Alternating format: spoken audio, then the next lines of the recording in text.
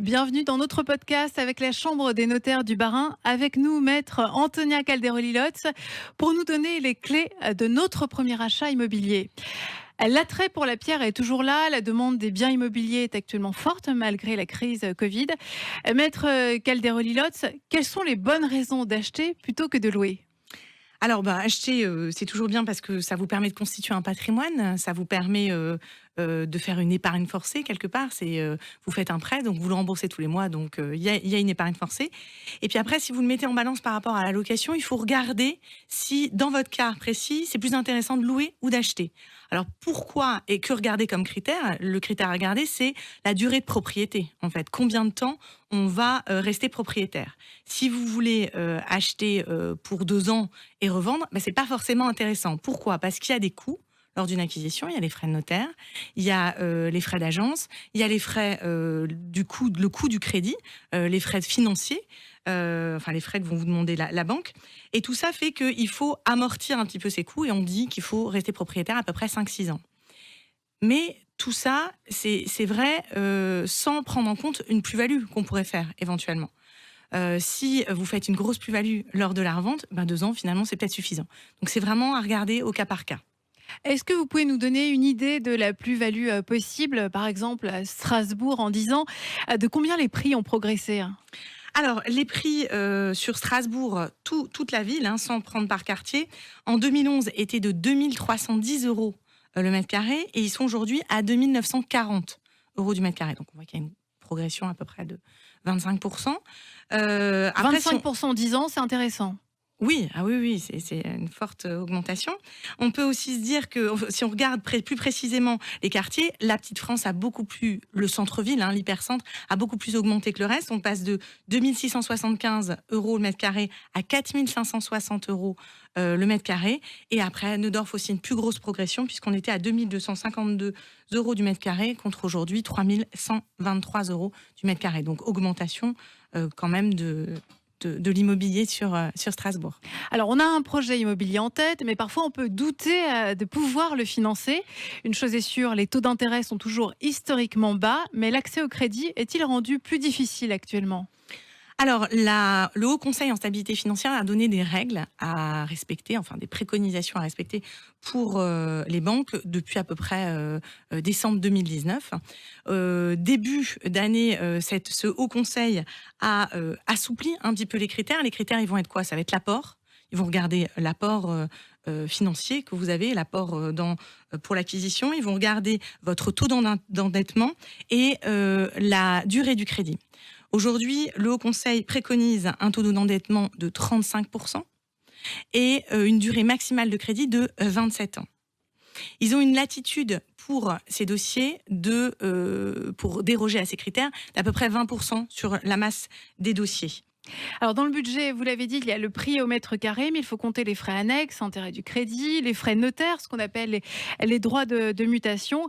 Après achat, on devra aussi payer la taxe foncière. Donc, il y a le prix du mètre carré à Strasbourg et il y a aussi le prix du coût réel qu'il faut considérer. C'est ça? Exactement. Donc, il faut bien ajouter les coûts annexes, les frais de notaire notamment. Donc, vous allez avoir 7,5% pour une acquisition dans l'ancien, donc 7,5% du prix de vente de l'immobilier. On va en retirer le mobilier dessus. Et dans le neuf, on va être à peu près à 3,5% du prix de vente. Il y a effectivement tous les frais subsidiaires à rajouter. Et c'est pour ça que c'est bien de faire son budget avant de chercher, de prospecter, d'aller visiter. Il faut établir vraiment une enveloppe avec l'apport que vous pouvez avoir, apport qui peut être lié à votre épargne ou à l'apport la donation que feraient vos parents, grands-parents, donation familiale.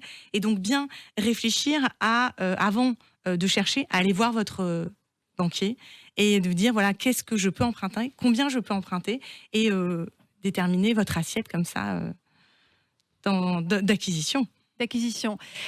Sur les tendances, sur les prix, vous m'avez donné donc les tarifs sur Strasbourg. Concernant les grandes villes d'Alsace, c'est assez disparate. Effectivement, on a des chiffres qui nous sont donnés donc par les bases de données des notaires. Mulhouse, on est à 1160 € du mètre carré en moyenne. Colmar, on va être à 2100 € du mètre carré. Après, on re-rentre dans l'Eurométropole de Strasbourg et on augmente de nouveau puisque Illkirch, ça va être 2 680 € du mètre carré. Schiltigheim, 2 340 € du mètre carré. Et après, Haguenau, on est à 2 170 € du mètre carré. Donc, on voit quand même des prix assez élevés. Hein. Est-ce qu'il faut acheter plutôt dans le neuf ou plutôt dans l'ancien? Que conseillez-vous? Alors, les deux acquisitions ont des avantages et des inconvénients, au-delà du goût qu'on peut avoir pour l'ancien ou pour le neuf. Alors, ce qu'on peut dire, c'est qu'il y a déjà une différence, puisqu'on parlait de frais de notaire, il y a une différence entre le neuf et l'ancien, on l'a dit, 7,5% pour l'ancien, 3,5% en moyenne pour le neuf.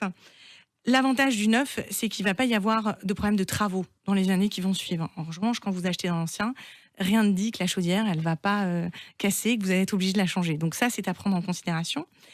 Et après, la différence encore entre le neuf et l'ancien, c'est quand vous achetez dans l'ancien, vous allez partir avec les clés de l'appartement quand vous signez chez le notaire. En revanche, dans le neuf, vous n'allez pas partir avec les clés. Vous allez avoir une date de livraison qui va être indiquée dans l'acte de vente en l'état futur d'achèvement, dans l'acte de vente, date de livraison qu'il faut anticiper, parce qu'il faut se loger entre le moment où on achète et le moment où on va être livré.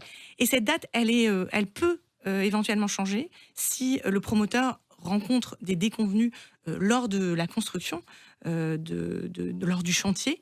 S'il y a des cas de force majeure, des intempéries, des grèves, il a le droit de prolonger un petit peu ce délai. Donc il faut être bien installé avant d'acheter dans le neuf. En tout cas, bien anticiper la date de livraison.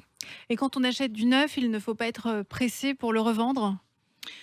Alors, il y a peut-être, on parlait du coût d'amortissement de tout ça. Oui, effectivement, il faut peut-être rester propriétaire un peu plus longtemps que dans l'ancien. Et encore, ça va dépendre aussi des secteurs.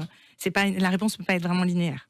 Après un coup de cœur pour un appartement ou une maison, avant de signer la promesse de vente, quelles sont les choses à vérifier ou les documents à exiger pour ne pas avoir de mauvaises surprises? Alors, les documents qui sont à exiger, mais qui sont donc obligatoires du fait de la loi, c'est les diagnostics immobiliers. Donc, vous allez avoir l'amiante, le plomb, termites, mérules, diagnostic de performance énergétique, état des risques, j'en oublie forcément, gaz, électricité. Donc tout ça, il faut bien les étudier. C'est important de regarder ce qu'on achète et de bien vérifier ses biens. Après, il y a d'autres choses à regarder pour un acheteur. Il y a le voisinage direct. Vous avez un terrain en face de votre maison que vous avez acheté. C'est peut-être bien de voir ce que va devenir ce terrain. Est-ce qu'il y a un projet privé ou public qui est envisagé dans les prochaines années? Les points à vérifier, ils diffèrent également selon l'acquisition d'une maison ou d'un appartement. Un appartement, vous allez avoir des documents obligatoires également concernant la copropriété. Ça va être le règlement de copropriété qu'il faut regarder, mais aussi les procès-verbaux des assemblées générales des 3 dernières années. Très important de bien regarder ces documents parce que vous allez prendre le pouls, l'ambiance de la copropriété, mais aussi vous allez pouvoir voir s'il y a eu des demandes de travaux qui ont été effectuées, demandes de travaux qui n'ont pas forcément été votées et qui vont se reporter pour vous les prochaines années, forcément. Oui, alors sur ces PV, on va pouvoir voir si des travaux de toiture sont prévus ou des ravalements de façade. Exactement. Vous allez pouvoir voir s'ils ont été prévus, votés, ou si ça a été ajourné parce qu'il y a quelqu'un qui a voté contre, ou plusieurs personnes qui ont voté contre. Et donc, de ce fait, c'est pas pour ça que les travaux sont pas nécessaires et qui vont pas arriver les prochaines années. Vous avez le carnet d'entretien également de l'immeuble qui va vous montrer les travaux qui ont eu lieu les dernières années et qui va vous permettre de vous faire une opinion sur l'état du bien. Oui, parce que parfois, c'est pas des frais c'est des frais non négligeables. Exactement. La toiture, comme vous le disiez, ça peut être le ravalement de façade, ça peut être des coûts très importants. On va avoir les mêmes sujets sur les maisons, mais différemment, puisqu'il n'y a pas de carnet d'entretien, il n'y a pas de procès-verbaux d'assemblée générale.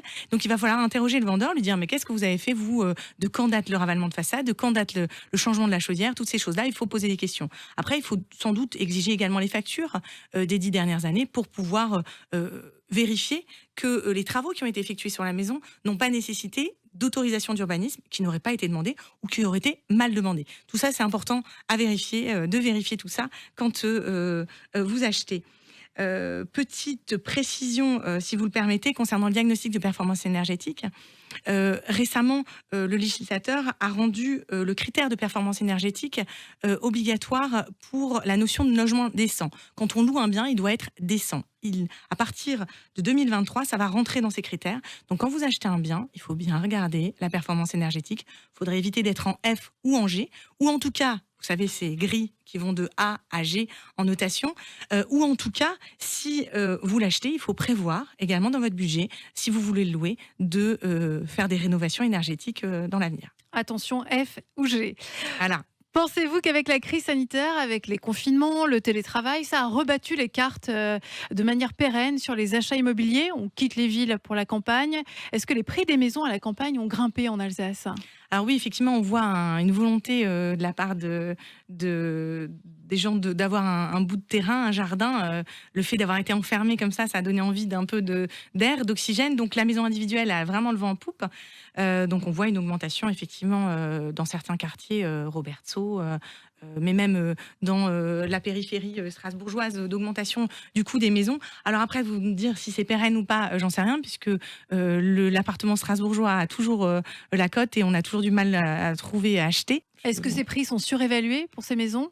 Surévalué, c'est le prix du marché. Donc, à partir du moment où vous avez une demande, et ben, c'est le prix, c'est le juste prix. Je voulais revenir aussi donc sur l'acte d'achat. Par exemple, pour un jeune couple, l'un a un apport conséquent, l'autre n'en a pas. Comment ça se passe? Qu'est-ce que vous conseillez en tant que notaire? Alors, tout va dépendre de leur statut juridique. Est-ce qu'ils sont mariés, pas mariés? S'ils sont mariés et qu'ils sont mariés sous régime de la communauté, de toute manière, bah, pas le choix, ils achètent pour le compte de la communauté. En revanche, il faut dire au notaire, moi j'ai un apport de deniers propres pour que le notaire puisse l'indiquer dans l'acte et que ça reste inscrit. Si vous êtes marié sous régime de la séparation de biens ou le régime de la participation aux acquis, ou encore que vous êtes pacsé ou concubin en union libre, ben vous allez être soumis au régime de l'indivision, régime juridique de l'indivision. Et il faut bien déterminer les quotes-parts d'acquisition de chaque personne, en fonction, comme vous le disiez, de l'apport de chacun, mais également en fonction du remboursement que vous allez faire du prêt immobilier. On n'est pas obligé de rembourser moitié-moitié. Donc tout ça va avoir une influence sur votre quote-part d'acquisition, déterminée par le notaire, par exemple, enfin avec le notaire. Et c'est pas obligatoire de le déterminer tout de suite au moment de la signature de l'avant-contrat. Au compromis de vente, c'est pas forcément utile. Ça l'est en revanche impérativement pour l'acquisition finale chez le notaire. L'achat immobilier, on peut dire que c'est la porte d'entrée vers le notaire. C'est souvent le premier contact et après, les choses s'enchaînent, c'est ça? Exactement, exactement. C'est-à-dire que on va acheter un bien, le jeune couple va acheter un bien immobilier, il va se dire mais comment je fais pour protéger l'autre? Eh ben pour protéger l'autre, il faut faire un pacte, il faut faire un testament, il faut peut-être se marier. Quelle est votre situation familiale? Donc c'est le premier contact qu'on va avoir effectivement avec des jeunes et c'est le début de nombreux conseils puisque il n'y a pas que l'immobilier chez le notaire, il y a plein d'autres domaines qui font que on a besoin d'avoir des conseils juridiques. Merci beaucoup pour tous ces conseils, maître Antonia Calderoli-Lotte de la Chambre des notaires du Bas-Rhin.